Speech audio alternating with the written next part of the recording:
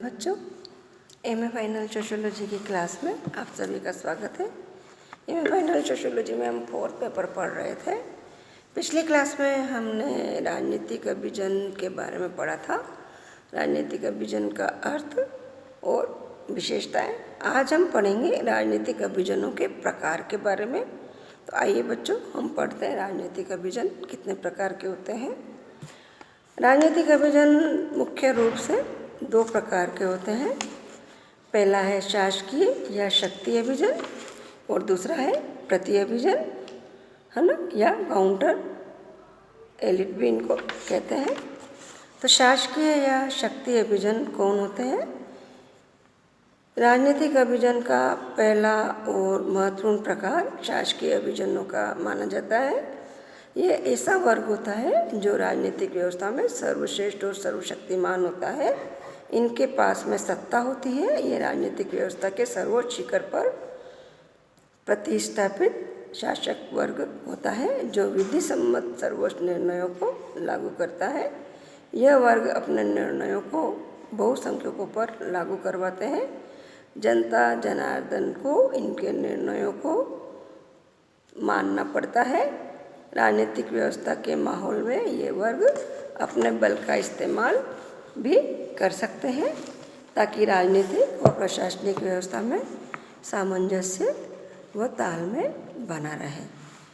यह अभिजन जनता की आड़ में सत्ता का असली सुख भोग भी करते हैं। दूसरा है राजनीतिक अभिजन का प्रकार, वो है प्रति अभिजन या काउंटर एलिट भी इसको कहते हैं। Professor C.V. गेना ने प्रति अभिजन को काउंटर एलिट कहा है ना। तो प्रोफेसर C.V. गेना काउंटर एलिट के संबंध में कहते हैं कि यह वर्ग उस राजनीतिक अभिजन वर्ग के अंश से है जो कि सत्ता में नहीं होता। या तो ये लोग पहले सत्तारूढ़ या अभिजन रहे होते हैं या अवसर आने पर सत्ता में आने के लिए, है ना, तैयार या तत्पर रहते हैं। इन दोनों में अंतर केवल सत्ता का ही होता है। इन दोनों में राजनीतिक अभिजन में, शासकीय या शक्ति अभिजन में और प्रति अभिजन में, इन दोनों में अंतर केवल सत्ता का ही होता है। सत्तारूढ़ अभिजन सत्ता में होते हैं जबकि काउंटर एलिट या प्रति अभिजन सत्ता के इर्द गिर्द होते हैं, है ना। इनके पास सत्ता तो नहीं होती है लेकिन ये वास्तव में निर्णय की प्रक्रिया को प्रभावित करते हैं, है ना। निर्णय की प्रक्रिया में सम्मिलित नहीं होते हुए भी ये निर्णय की प्रक्रिया को प्रभावित करते हैं, है ना। विकल्प के रूप में इनका सत्ता संभालने के लिए तत्पर रहना सत्तारूढ़ अभिजनों के निर्णय लेने के कार्यों को मर्यादित कर देता है। यानी ये हम कहें तो ये सत्ता के इर्द गिर्द रहने वाले वे लोग होते हैं जो कि या तो पहले कभी सत्तारूढ़ अभिजन रहे होते हैं या अवसर की प्रतीक्षा करते हैं सत्ता में आने के लिए, है ना। यह संभावित सत्ताधारक होते हैं और इनका समाज में उतना ही सम्मान होता है जितना कि शासकीय अभिजनों का होता है। जैसे कि यदि हम उदाहरण दें तो शासकीय अभिजन यदि सत्तारूढ़ दल में प्रधानमंत्री कहलाता है तो प्रति अभिजन को विपक्षी दल का नेता हम कहेंगे, है ना। तो ये विपक्षी दल का नेता, ये काउंटर एलिट जो कहलाते हैं, ये हमेशा सत्ता हथियाने की ताक में ही रहते हैं। अब बच्चों, राजनीतिक अभिजन के ये 2 प्रकार के बारे में मैंने आपको बताया, लेकिन राजनीतिक अभिजन के अलावा भी समाज में अलग अलग और अनेक क्षेत्रों में भी कई प्रकार के अभिजन, अनेक प्रकार के अभिजन हमेशा विद्यमान रहते हैं, है ना। तो ये अभिजन क्या है वो मैं आपको बताती हूँ।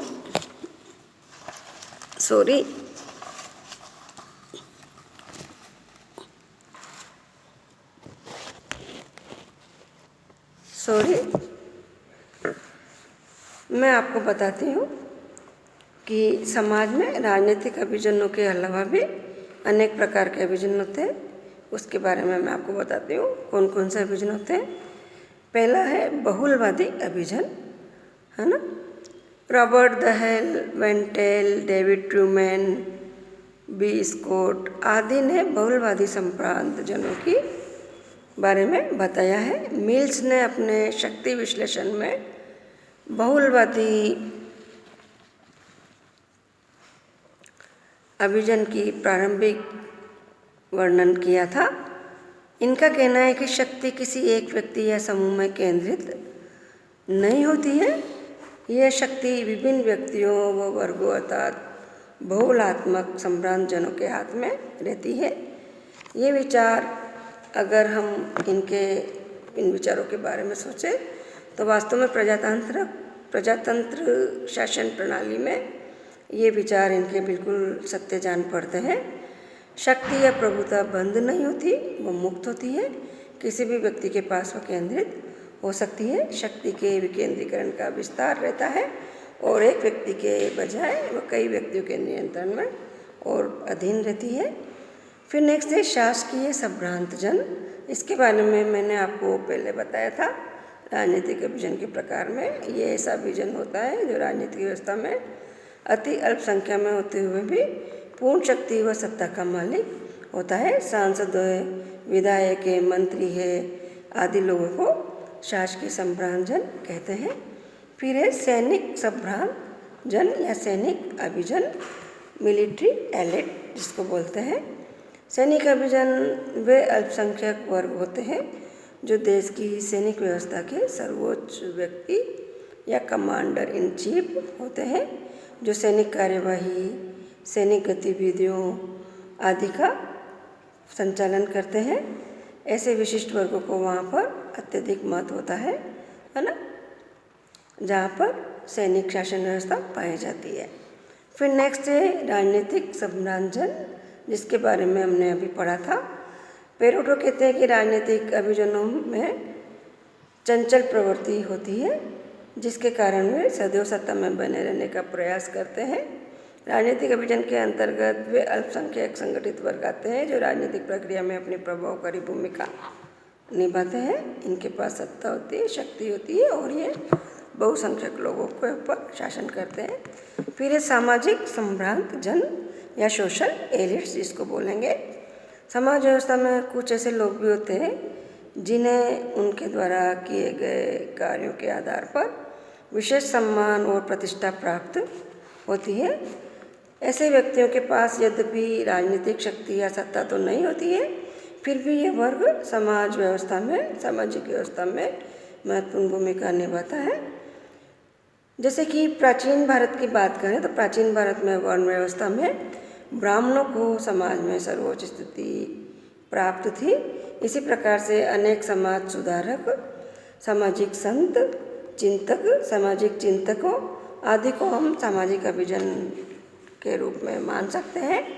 ये व्यक्ति समाज में अनेक सामाजिक मामलों में अपने निर्णयकारी प्रभाव रखते हैं।